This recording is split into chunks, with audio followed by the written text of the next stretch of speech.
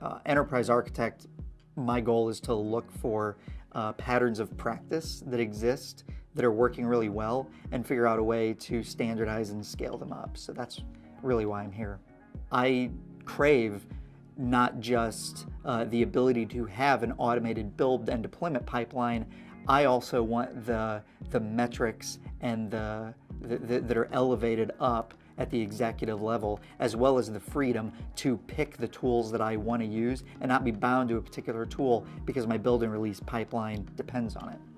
So one of the directors of engineering came to me and said, hey, look, do you want a demo of this? And I'm like, I'm worried about Agile in the future. There's nothing you can possibly teach me that I don't already know. And I was very wrong. I learned all about how they were using XL Release to transform from a slow bi-yearly deployment to much more of an agile process.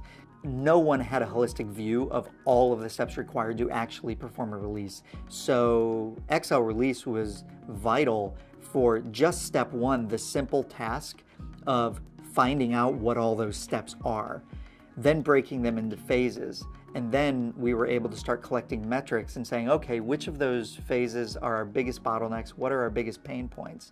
And those are the things we have to tackle automating first.